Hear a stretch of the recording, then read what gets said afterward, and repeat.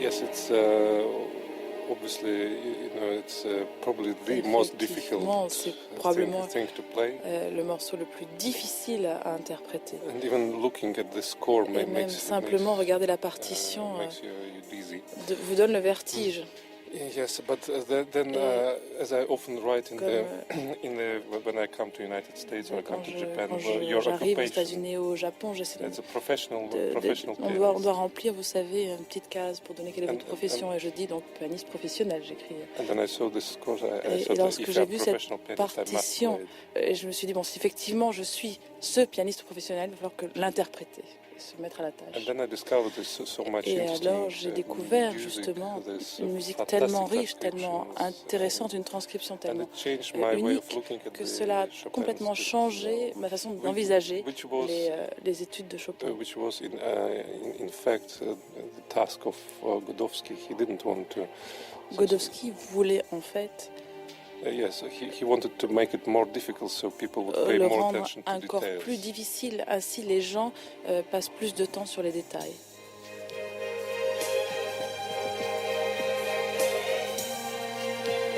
L'humeur vagabonde sur France Inter. Après le Canadien Marc-André Hamelin, le Russe Boris Berezovsky était jusqu'ici le seul pianiste à avoir enregistré les études de Godowsky d'après Chopin. Il est vrai que peu de virtuoses se laissent tenter par cette Everest pianistique qui demande non seulement une agilité technique inouïe, mais aussi une implication en termes de temps, difficile à trouver dans une carrière internationale.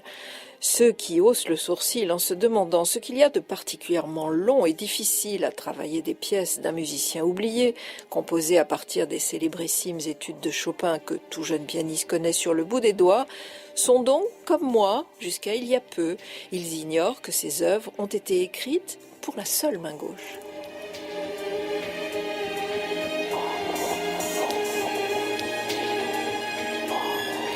Collectionneur de diplômes, de prix et de bourses qui lui ont permis de fréquenter les plus grandes écoles du monde, Ivan Ilitch, nationalité américaine d'origine serbe et vivant dorénavant à Bordeaux, s'est lancé à l'assaut de ses études de Godowsky avec détermination.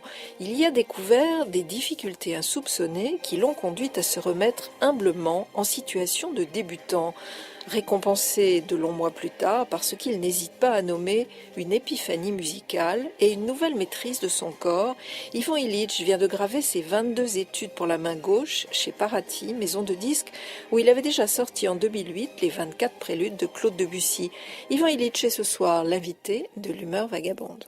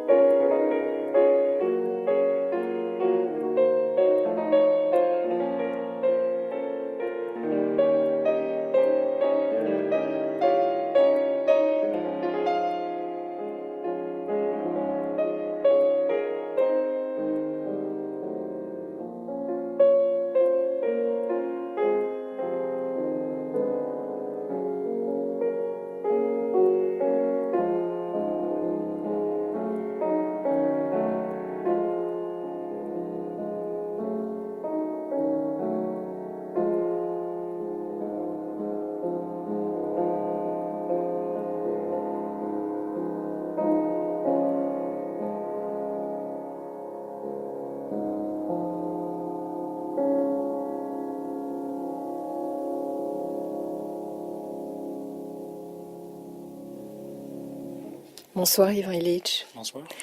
C'est l'étude numéro 5 en ré bémol majeur de Godowsky d'après Chopin. C'est celle où l'on reconnaît effectivement le plus Chopin par rapport aux autres, donc il valait mieux commencer par celle-là. Et c'est celle d'ailleurs par laquelle vous avez attaqué ce monument incroyable, parce que voilà, on vous voit, alors il faut le dire aux auditeurs tout de suite que sur votre site, il y a une vidéo où on vous voit jouer de la seule main gauche, puisque c'est ça le challenge de ces œuvres de Godowsky. C'est hallucinant, c'est-à-dire que vous-même, vous n'aviez pas l'idée de la difficulté que vous alliez rencontrer en attaquant par celle-là, qui est a priori la plus simple.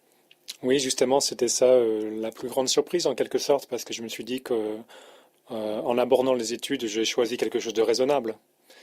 En plus, j'étais fier de moi-même parce que je ne suis pas forcément quelqu'un d'un caractère raisonnable toujours. Mais dans ce cas-là, je me suis dit, bon, Godowsky, c'est un mythe au niveau du défi, du challenge. Donc, je vais m'attaquer au plus simple, entre guillemets. Et j'ai réalisé dès la première journée de travail que je faisais très, très peu de progrès. C'était assez décevant d'ailleurs, mais ça m'intriguait aussi. Mais c'est-à-dire qu'il faut, en fait, il a fallu, alors en français on dit, vous avez deux mains gauches pour dire de quelqu'un qu'il est maladroit, mais en fait vous avez dû développer votre main gauche de manière à avoir autant d'expression, de mélodie qu'avec les deux mains. Oui, vous faites bien de souligner justement le côté expressif parce que c'est ce qui est le plus difficile. Je pense que la main gauche a naturellement une certaine agilité au bout de 20 ou 30 ans de piano, mais on se rend compte que c'est ce côté chantant qui manque. Et finalement, la main gauche joue uniquement des mélodies de deuxième plan. Elle n'est pas exposée plus de 3 ou 4 secondes dans un morceau entre guillemets normal, enfin un morceau à deux mains. Et on se rend compte que pour chanter véritablement avec la main qui est effectivement la plus maladroite, pour la plupart des personnes, c'est pas pour rien qu'en italien on dit mano sinistro. C'est un travail absolument démesuré, je dirais. En même temps, si Godowsky s'est attaqué aux études de Chopin, c'est probablement parce que déjà Chopin avait donné plus de rôle à la main gauche dans ses études, apparemment si légères, si simples et qu'on donne aux débutants. Oui, disons que les choses sont assez déséquilibrées dans le répertoire en général pour les deux mains. Et je le réalise aujourd'hui parce que je me remets au répertoire à deux mains et ma main gauche est extrêmement musclée, il n'y a pas grand-chose à faire. Si elle s'ennuie Je dirais pas qu'elle s'ennuie, mais quand même. Elle a l'habitude maintenant de donner beaucoup de sons. D'ailleurs, toute la musculature s'est développée, que ce soit les épaules, tout le côté gauche. Et donc, tout est plus engagé, en fait. Et donc, résultat, il y a les deux mains qui ont l'habitude maintenant de prendre le premier plan et ils se battent.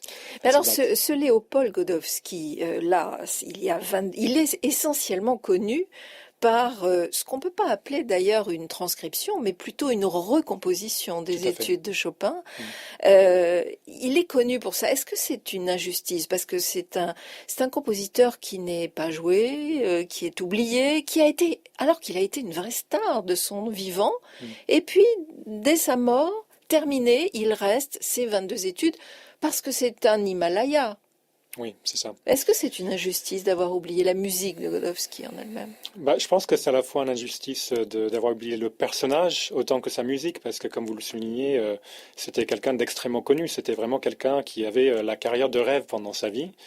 Et il fait partie justement de toute une génération de musiciens qui ont été un peu méprisés par la suite par les compositeurs, notamment d'après-guerre, qui étaient très abstraits et qui voulaient éviter toute allusion au romantisme. C'était un enfant prodige, 500, ça voulait l'adopter. Enfin, il a eu une vie assez mouvementée, puis il a terminé aux États-Unis. Mais en fait, la question qu'on se pose, c'est avoir voulu réécrire du Chopin pour la main gauche, est-ce que c'était uniquement pour le plaisir de faire quelque chose de quasiment impossible à jouer pour les mauvais pianistes, en tout cas, quelque chose d'insurmontable, est-ce que c'était pour la beauté du défi, simplement? Je pense que c'est à la fois pour la beauté, comme vous dites, la beauté du défi, mais c'est aussi parce que le défi d'un accès à autre chose. Et c'est ce que j'ai retrouvé moi-même en enregistrant ce disque, en le travaillant, en le donnant en concert. Encore demain, je donne un concert à Londres et je suis effrayé par l'idée de jouer ces études. Pourtant, je les joue depuis 3 ans maintenant. Donc, ça montre à quel point on n'est jamais en terre conquise. Donc, c'est vraiment quelque chose qu'il faut retravailler tout le temps. Et par contre, ce genre de travail nous met en fragilité, qui est une fragilité très intéressante sur le plan artistique. C'est-à-dire que moi, en fait, c'était la raison pour laquelle j'ai entamé ce projet. C'est parce que j'avais déjà l'impression, à 30 ans, d'être dans une routine, de faire des tournées où je jouais un répertoire que je jouais aujourd'hui dans une ville X et demain c'était Y. Et je pouvais me permettre de préparer la tournée et par la suite de pas forcément travailler autant. Et je faisais attention à autre chose, mais c'était pas le même découverte que j'avais quand j'étais étudiant, par exemple, quand j'avais vraiment pas d'acquis, quand il fallait vraiment tout travailler à partir de zéro. Et c'est ça qui m'a libéré en quelque sorte, parce que ça m'a donné accès, je pense, à un palier au-dessus. Et c'est ça qu'on recherche tous. Donc je pense que Godowsky, c'est ça qu'il recherchait finalement, c'est qu'il n'avait pas des œuvres sous les yeux qui lui donnaient accès au progrès, tout simplement peut-être artistique, esthétique ou personnel, et donc il les a inventés. Et c'est ça que je trouve formidable, et c'est ça qui m'inspire au quotidien. Alors donc, on a entendu en ouverture l'étude numéro 5 en ré bémol majeur. On va maintenant passer à l'étude numéro 22 en do dièse mineur, dite révolutionnaire, mais ça c'est vous qui l'avez titré comme ça.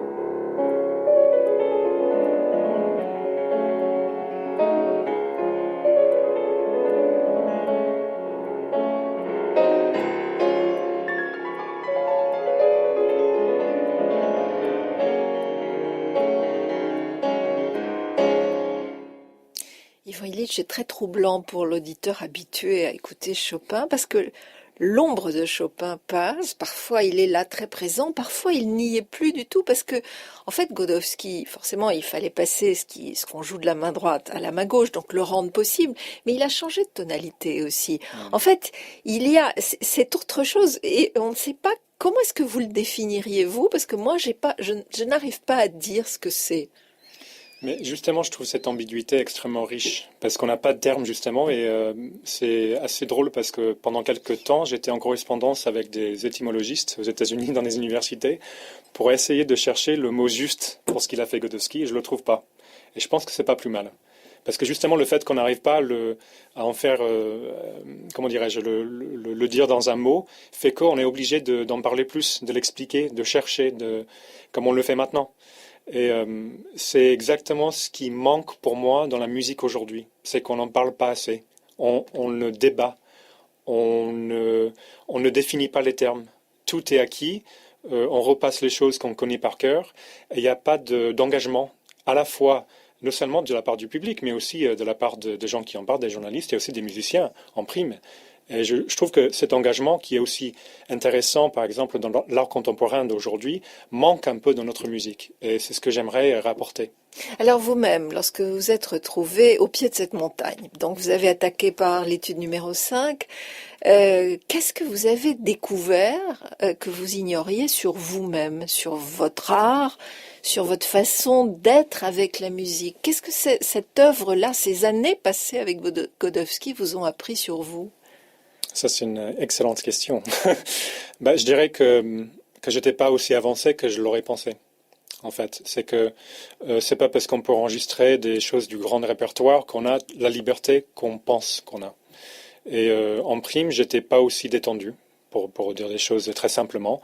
C'est-à-dire que quand on construit soi-même sa propre technique, on trouve la façon de jouer pour qu'on puisse en jouer des heures et des heures à la suite et ne pas se faire mal. Et je trouve que c'est quelque chose d'extrêmement difficile et c'est pas quelque chose qu'on peut trouver dans la pédagogie, parce que chaque personne a un corps totalement différent et c'est un travail qui prend énormément de temps. Et moi, c'est ça qui m'a apporté en prime, le fait que j'ai découvert mon corps. Peut-être pour la première fois, peut-être à nouveau, je suis pas certain, mais en tout cas, maintenant, je connais beaucoup mieux mon corps. Je peux être dans le métro, par exemple, à Paris, et je ressens dans mon épaule ou dans mon cou ou ailleurs que j'ai une tension. Et ça, je l'ai découvert à travers Godowsky, parce que si on n'enlève pas ces tensions, c'est impossible de le jouer. Parce que la main gauche est toute seule, il n'y a pas de repos. Donc dans le morceau qu'on vient d'entendre, qui dure 3 ou 3 minutes et demie, elle est extrêmement sollicitée sans pause. Donc s'il y a une tension quelconque, on s'écrase. Le son est crispé, on est complètement tétanisé. Et ça m'est arrivé au début, quand j'ai joué ces morceaux au concert, et c'est très très difficile parce qu'il n'y a pas d'issue. Voilà. Alors, c'est vrai que tout le monde, quand on dit main gauche, tout le monde dit Ravel, concerto pour la main gauche. Bien sûr. Et en fait, dans ce que vous avez écrit, le texte très intéressant parce qu'on y apprend ce qu'était la vie de Godowsky. Mais vous dites, ce qui semblait évident vu les dates, que Ravel devait connaître l'œuvre de Godowsky. En fait, semble-t-il, non. Et jouer comme vous le faites les 22, alors peut-être pas toutes les 22 en concert, parce que là ce serait quasiment impossible, mais c'est donc plus difficile de jouer Godowsky que de jouer le concerto pour la main gauche de Ravel. Oui, pour moi c'est très très clairement plus difficile.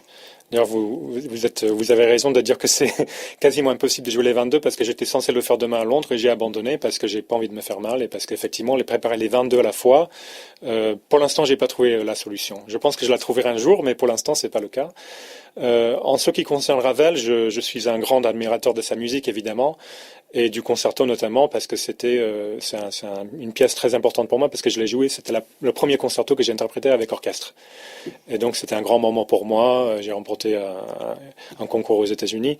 Bref, mais par contre j'ai réalisé que Ravel avait cherché des astuces pour que la main gauche sonne au-dessus de l'orchestre, qui est quand même un son massif. Et en fait, s'il avait mieux étudié les œuvres de Godowsky, il aurait pu trouver d'autres solutions, pas forcément aussi créatives, on va dire.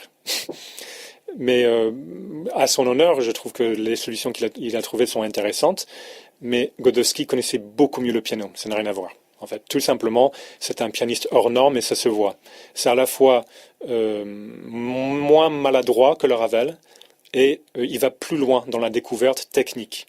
Mais alors, il les a enregistrés lui-même, ces 22 études, et vous dites, parce que évidemment, nous, enfin, on n'en a pas la trace ni la possibilité de l'écouter, et vous dites qu'une des raisons de l'oubli dans lequel il est tombé, c'est qu'en fait, ce pianiste exceptionnel, que tout le monde décrit comme exceptionnel, s'est totalement bloqué au moment d'enregistrer. Oui. Et d'ailleurs, c'était... Bon, après, ça, c'est l'histoire qu'on raconte. Je ne sais pas si c'est vrai ou pas, mais il paraît que c'est au moment d'une séance d'enregistrement à Londres qu'il avait la crise cardiaque, qui allait par la suite détruire sa carrière, tandis qu'il avait 60 ans, il y restait 8 ans de vie.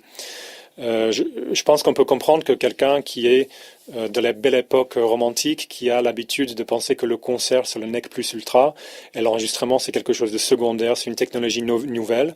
Il avait peur, je pense que ça c'est tout à fait logique.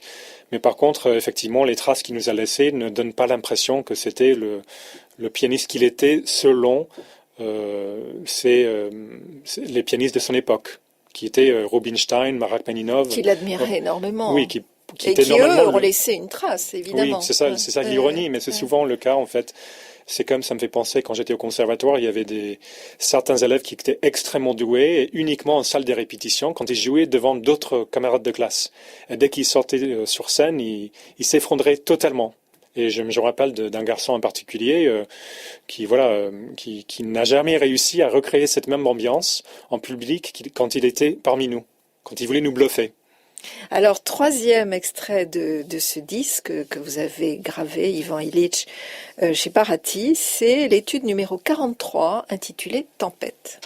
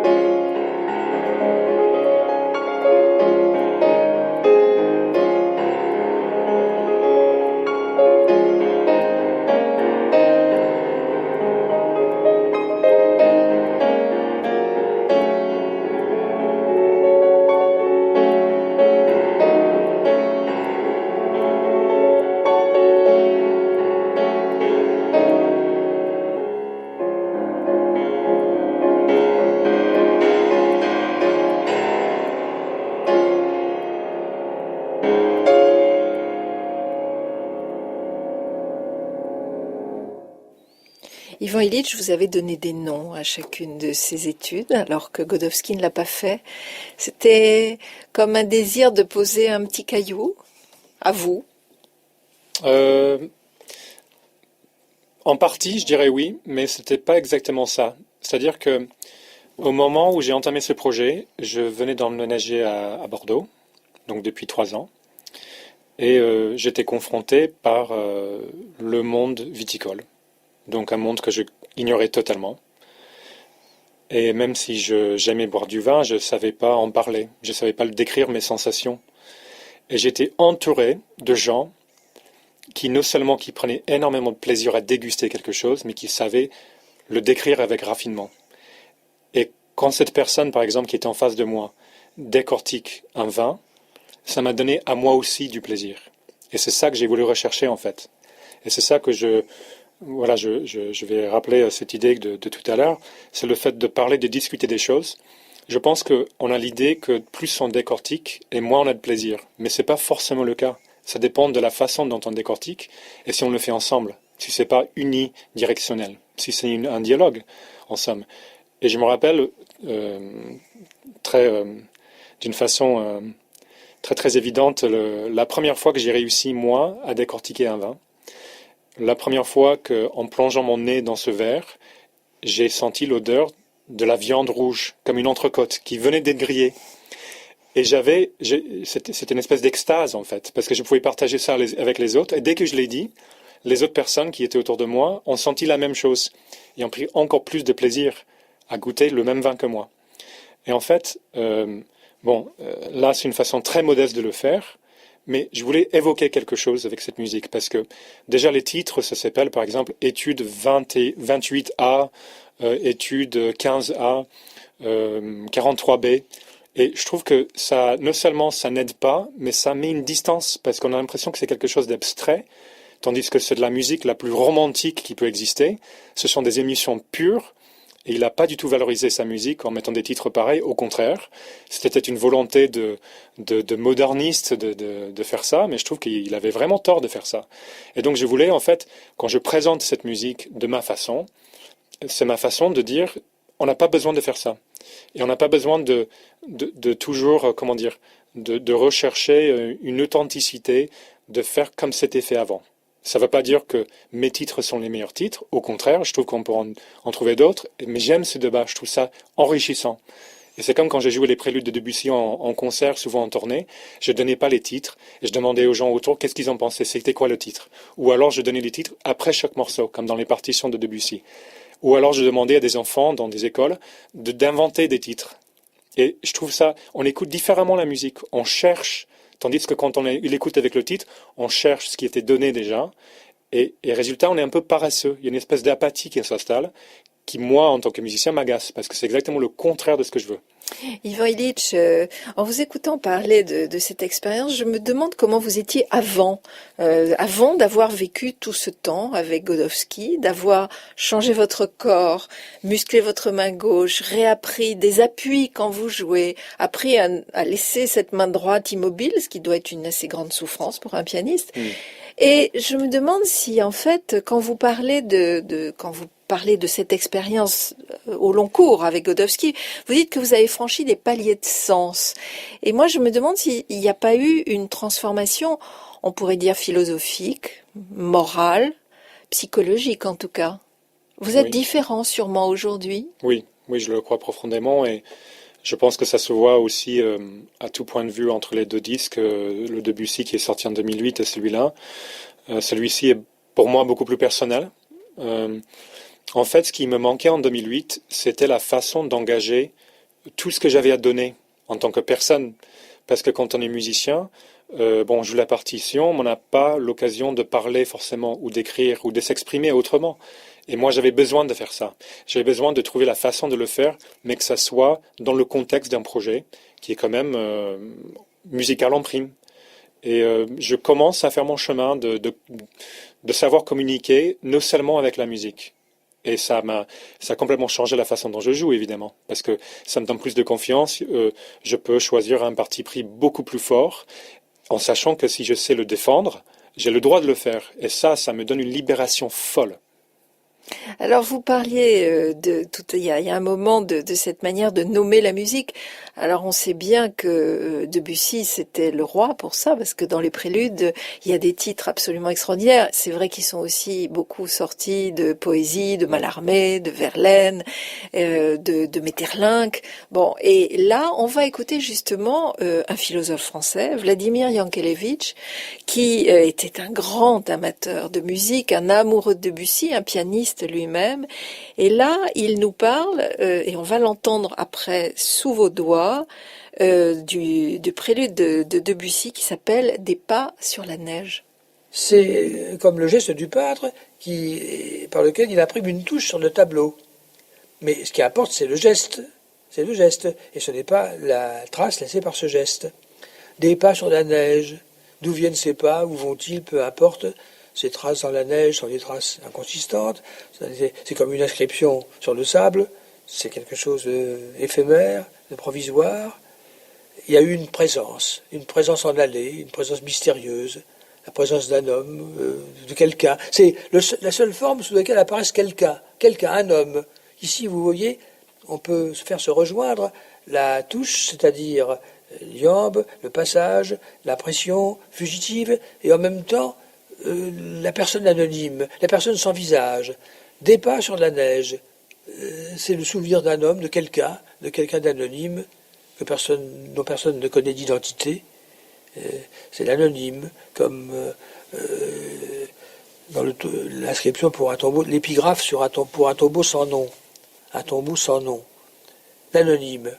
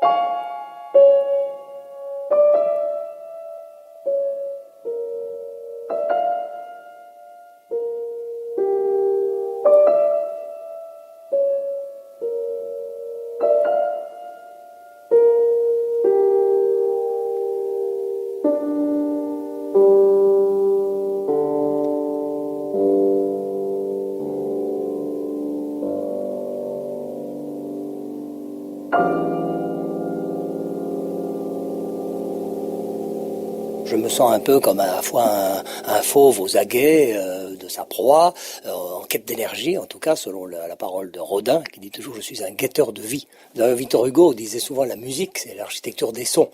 Et puis Madame de Staël disait aussi l'architecture, c'est une musique qui est fixée. Finalement, tous les deux ont raison, parce que moi j'envisage la musique comme une architecture, encore une fois, avec beaucoup de rigueur, comme la démocratie forte, et plus la rigueur est forte, plus la liberté est grande.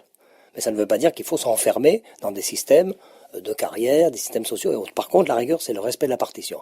Et dans des compositeurs tels que Mozart, Haydn, Bach, on n'en parle même pas, bien sûr, mais Mozart, Haydn et Beethoven, qui sont quand même la base de notre piano moderne, je crois qu'une très grande rigueur s'impose, et dans cette rigueur, on peut après prendre des libertés.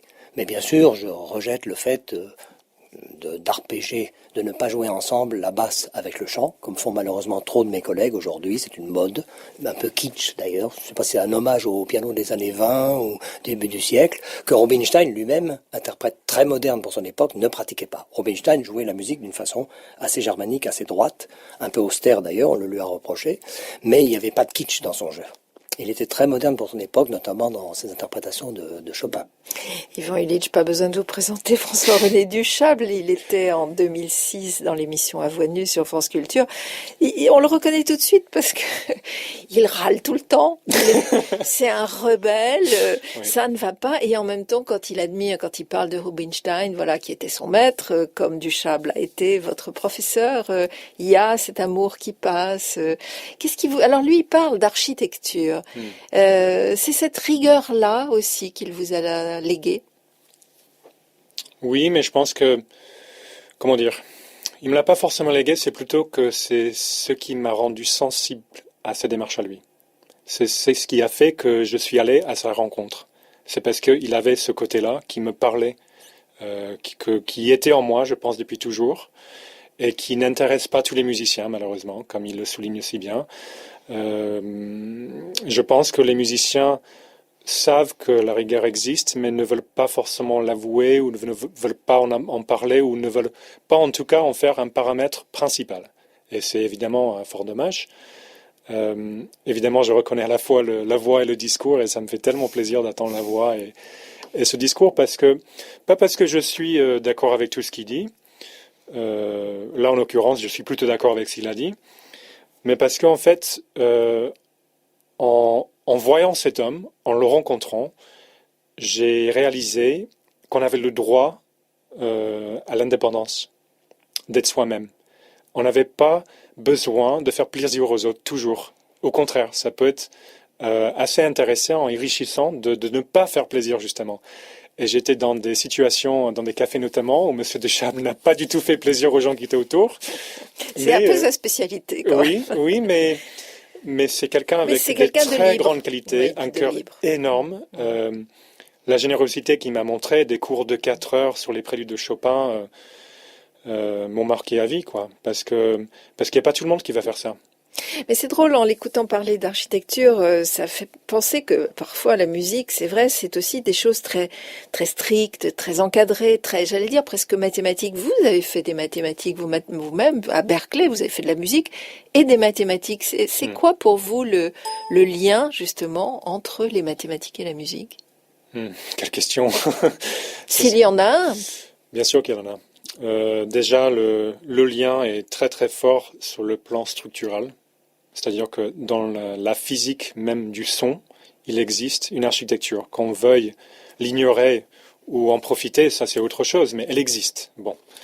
À partir de là, est-ce que, parce qu'on analyse la musique, est-ce qu'on prend plus de plaisir ? J'en suis pas convaincu. Est-ce que une musique qui est mieux construite, est-ce qu'elle est plus intéressante ? Le XXe siècle nous a montré que non, finalement. Donc, justement, c'est une relation qui est très subtile. C'est comme la relation entre un frère et une sœur, en fait. Des gens qui s'aiment, qui ne peuvent pas l'un sans l'autre. Mais par contre, le lien n'est pas si évident que ça, finalement. Alors, je vais vous emmener à Tourcoing maintenant, Ivan Illich, grâce à Martine Abad, notre reporter, qui s'est rendu en compagnie de Maki Xenakis, qui elle-même est sculpteur et qui est la fille de Yanis Xenakis, et qui a organisé au Musée des Beaux-Arts de Tourcoing une exposition consacrée à son père, Yanis, qui a disparu en 2001, qui a été très très célèbre et très connu dans les années 60 et 70. On le joue peut-être moins maintenant, mais Yanis Xenakis, c'était au départ un scientifique, c'était un polytechnicien, un dessinateur, un architecte, comme dirait François-René Ducharme, c'était un vrai architecte. Et dans les archives de son père, Maki a retrouvé ses dessins, ses carnets, ses équations, parce qu'il mettait sa musique d'abord en formule, en équation. Et tout ça fait une exposition très émouvante. Et on va écouter Maki Xenakis en parler au micro de Martine Abad.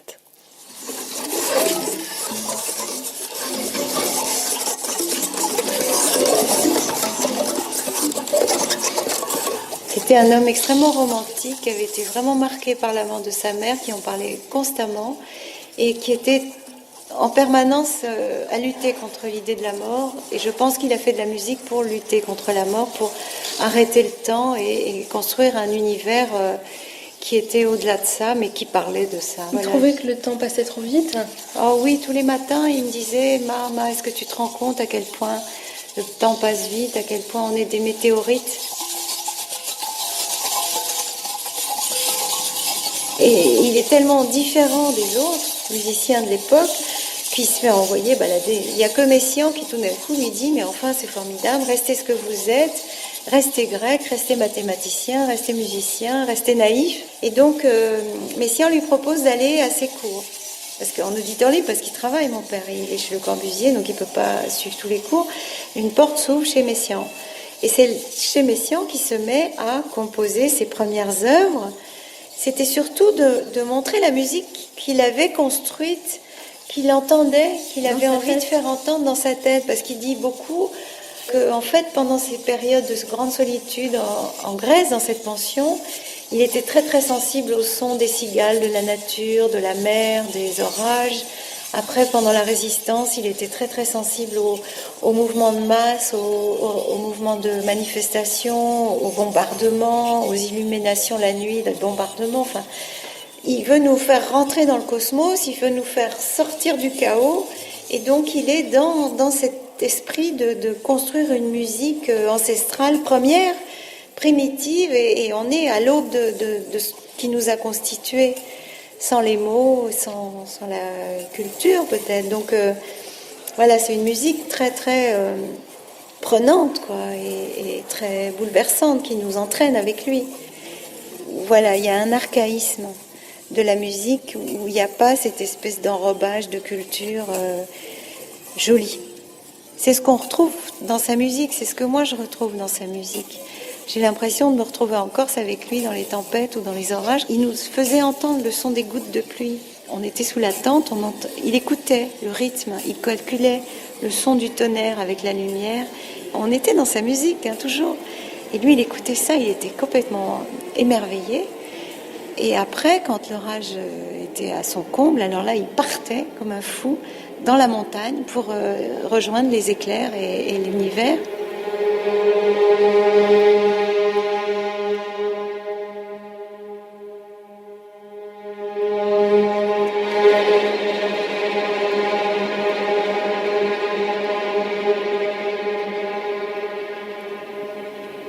Parce que là, il écrit dans un petit carnet à spirale, il écrit « Il faut réapprendre à toucher le son des doigts. Oui. C'est ça le cœur de la musique, son essence. » Et lorsqu'il il dessine sa musique, est-ce que c'est pour la matérialiser, justement, pour aller au cœur de la musique, il faut qu'il la matérialise? Oui, je pense que c'était sa manière de fonctionner. Il fallait qu'il la voie et qu'il la dessine. Par exemple, on est en face de Métastasis, qui est vraiment l'œuvre emblématique où on reconnaît Xenakis quand on l'entend, où il se met vraiment à construire cette musique avec des théories mathématiques très complexes. Et donc là, ce qui est formidable, c'est que j'ai récupéré tous les documents qui montrent vraiment, encore une fois, l'aube de cette création, comment dans ce premier petit carnet daté du 25 décembre 1953, il dessine donc tout d'un coup dans ce petit carnet la prémonition de métastasie. C'est-à-dire que là, graphiquement, on voit ordre, silence, des chaos, des mouvements contraires, des mouvements qui se rassemblent, qui se croisent, etc. Enfin, quand on connaît métastasis, on la retrouve dans ce petit schéma. C'est un tout petit dessin qui fait 2 cm de haut, 4 de long, au stylo bille, sur un petit carnet à spirale. Là, moi, je vois des courbes, je vois des pointillés, je vois des lignes. Vous y voyez métastasis. Moi, lui aussi. Vois, et lui, il est en train d'écrire métastasis. Il est en train de voir métastasis. Et il y a écrit chaos, coup répété dans grave et longtemps dans aigu, inversement au passage ou autre combinaison. Donc, il est en train de construire sa musique. Il construit sa musique en dessinant et en écrivant. Il écrit aussi. Il écrit. Naissance de l'ordre qui est très pauvre au début. C'est métastasis. Au début, il y a un silence. Tout d'un coup, il y a quelque chose qui arrive. On n'est pas sûr d'entendre et tout d'un coup, la chose explose. Donc, il est en train de tout nous expliquer, de tout s'expliquer, scintillement vague, des sons ponctuels. Illusion chaotique. Voilà. Le chaos, c'est un mot qui était en permanence dans son vocabulaire. Explosion de l'ordre en chaos ordonné. Voilà. Il ordonne le chaos. Il ordonne le chaos. C'est son souci premier, toute sa vie. C'est le chaos qui est en lui. Le chaos qui est en lui, bien sûr. Il est dans un chaos permanent. Et la seule manière de sortir de ce chaos, c'est d'écrire sa musique.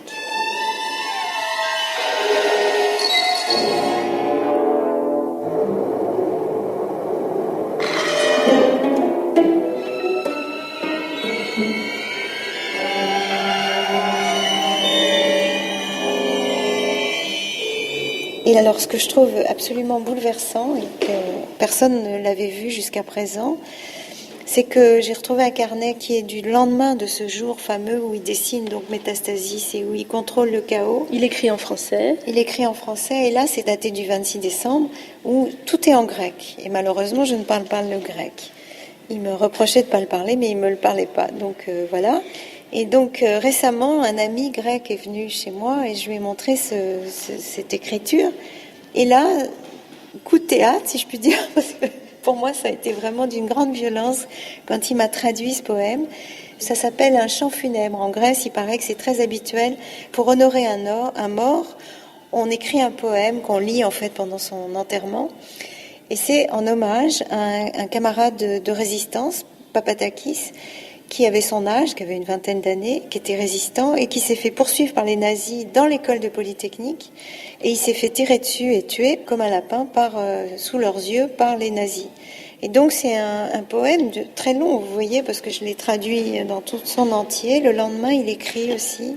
Il est habité par la mort de cet ami. Et il dit à sa mère, ne pleure pas, petite mère. Ne pleure pas, petite mère, ton fils.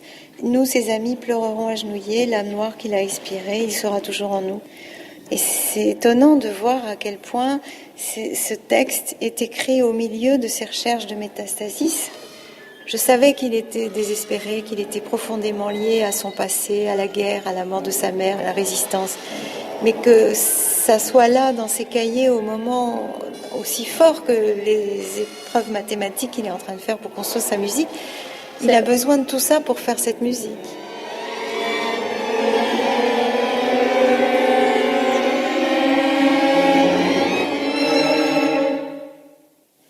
Cette exposition en hommage à Yanis Xenakis, organisée par sa fille Maki, est à voir au Musée des Beaux-Arts de Tourcoing jusqu'au 11 juin.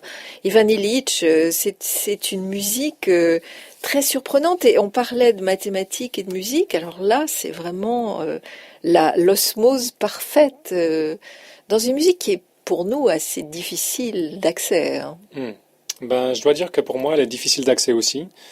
Malgré le fait que je suis assez, la musique m'est familière, hein, parce que j'ai fait des études dans une université où on entendait tout le temps ce genre de musique, et les compositeurs, non seulement les professeurs mais aussi les élèves, avaient ce genre de musique pour modèle. Donc je me suis intéressé énormément à ce genre de musique en me disant qu'un jour j'allais comprendre forcément en mettant le temps. Et c'est pas forcément vrai. Par contre, ce qui m'intéresse chez Xenakis, c'est l'idée que quelqu'un puisse s'exprimer dans plusieurs domaines artistiques, ou non seulement artistiques d'ailleurs. C'est quelque chose qu'on a perdu dans le monde contemporain. Les gens comme Thomas Jefferson ou Benjamin Franklin qui faisaient une dizaine de choses différentes à haut niveau, je trouve que c'est quelque chose moi j'aimerais faire en fait, mais on n'a plus trop le droit. Oh, mais moi, à mon avis, le droit, vous ne tarderez pas à le prendre, Ivan Illich. J'ai l'impression qu'il se passe quelque chose et que cette rencontre avec Godowsky, en tout cas, vous a ouvert beaucoup de portes. Je rappelle donc que ce CD consacré aux 22 études d'après Chopin de Léopold Godowsky est paru chez Paraty. Vous partez là en tournée en Grande-Bretagne et en Irlande, mais il y aura sûrement beaucoup d'autres occasions de vous rencontrer, ne serait-ce qu'à Bordeaux, chez vous. Sur le site de l'émission, vous trouverez un numéro de téléphone si vous habitez Bordeaux ou la région. De temps à autre, Ivan Illich vous reçoit chez lui pour des concerts privés. Merci à vous, Ivan Illich, c'était un plaisir de vous recevoir. Merci à vous.